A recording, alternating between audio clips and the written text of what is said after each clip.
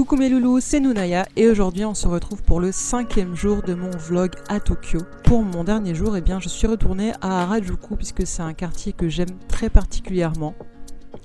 En fait, il y a donc la rue principale où je vous ai emmené la dernière fois, où il y a beaucoup de monde, beaucoup de boutiques, et il y a aussi plein de petites rues un petit peu cachées, dans lesquelles je vous conseille fortement de vous aventurer puisque c'est là que vous allez faire de vraies petites découvertes, et notamment des boutiques de créateurs. Par exemple, vous avez pas mal de boutiques comme ça, un petit peu décalées. Là, c'est dans un arbre, donc j'ai trouvé ça vraiment très très chouette. Pas mal de boutiques de seconde main également, donc si vous aimez les fringues vintage, vous allez adorer. Et puis bien sûr, des petits restaurants. Donc là, c'est un restaurant d'okonomiyaki dans lequel je suis allée quelques années auparavant. Mais aujourd'hui, je voulais vous emmener dans cet endroit, le Pancake Days. En fait, j'y suis déjà allée avec ma petite sœur et j'avais mangé donc un plat de pancakes salés. C'était assez spécial d'ailleurs, mais c'était très très bon. Et aujourd'hui, j'ai eu envie de tester un petit peu autre chose. Donc voilà, le lieu est tout petit, c'est très très mignon. Et je vous explique un petit peu le concept. Alors nous sommes dans un restaurant un peu spécial qui s'appelle Pancake Days et qui est un restaurant spécialisé en fait dans les pancakes. Ils font des pancakes sucrés mais aussi des pancakes salés avec de la viande, du fromage, de la salade. Et la dernière fois que je suis venue, j'avais pris un pancake salé. Cette fois-ci, je me fais un lunch sucré en fait.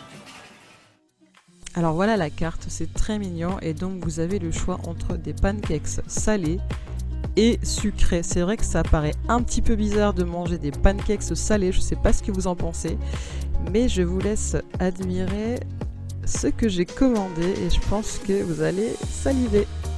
Voilà, ma commande est arrivée et donc j'ai pris un pancakes à la crème et au blueberry, c'était délicieux.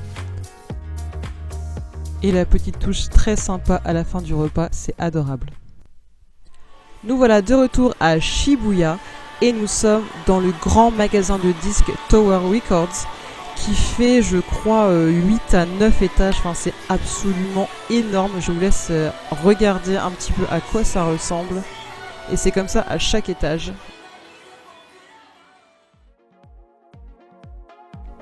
Pour ceux qui connaissent, mettez-moi en commentaire quel est le nom de ce groupe. On verra s'il y a des connaisseurs parmi vous.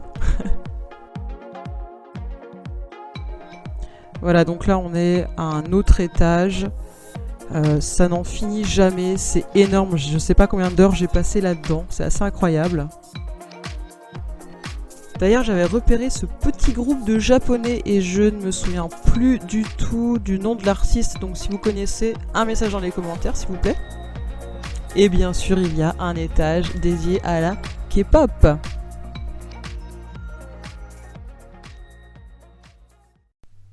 Je me suis dit que j'allais vous faire visiter le shop Disneyland parce qu'il est assez sympa, même si je pense qu'on n'a pas le droit de filmer l'intérieur, donc j'ai fait ça assez rapidement et discrètement.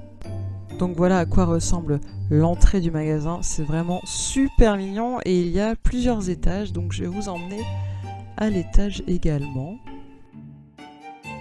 J'adore la petite déco, comme ça on se sent vraiment transporté dans un univers de Disney, c'est génial.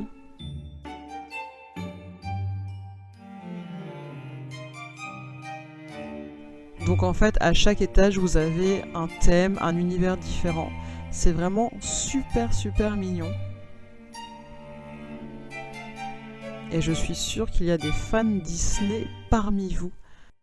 Je vous conseille en tout cas d'aller visiter cet endroit si vous passez par Shibuya.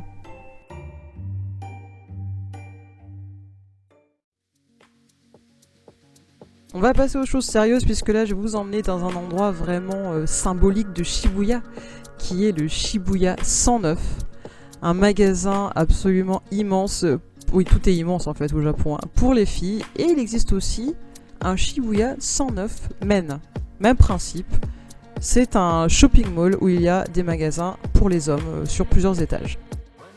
Alors je suis au Shibuya 109 mais malheureusement il est interdit de prendre des photos ou des vidéos, j'en ai pris juste quelques-unes pour vous montrer un peu à quoi ça ressemble. Mais là du coup je vais continuer tout seul et comme ici tout est très très cher, j'ai trouvé des soldes. Oui alors normalement on n'a pas le droit de prendre de photos ou de vidéos à l'intérieur Mais j'ai fait une exception pour vous, je me suis mise en danger, vous voyez. J'avais absolument envie de vous montrer à quoi ressemble l'intérieur de cette immense tour.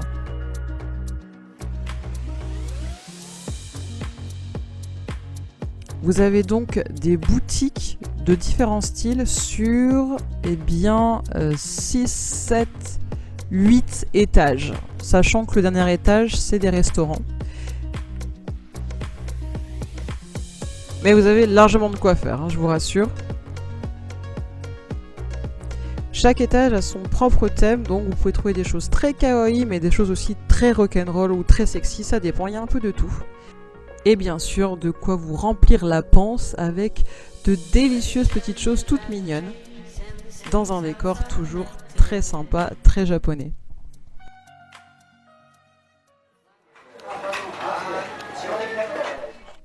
Petite ambiance typiquement japonaise dans ce petit restaurant de sushi dans lequel j'avoue je me suis quand même bien gavée. Je sais plus combien de temps je suis restée, j'étais avec un ami et c'était vraiment délicieux. Et en fait on paye par rapport au nombre d'assiettes qu'on a commandées. Voilà à quoi ça sert d'empiler les assiettes dans les restaurants de sushi japonais.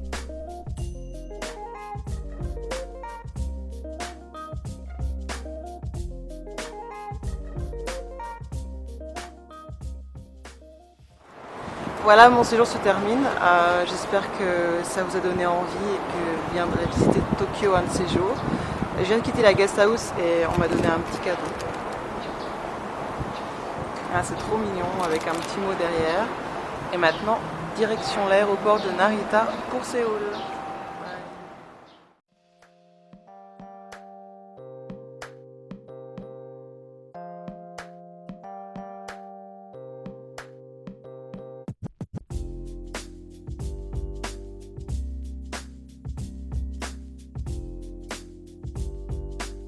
Et voilà, mon séjour à Tokyo s'achève ici. J'espère que vous avez aimé la vidéo. Si c'est le cas, eh bien n'hésitez pas à laisser un pouce bleu.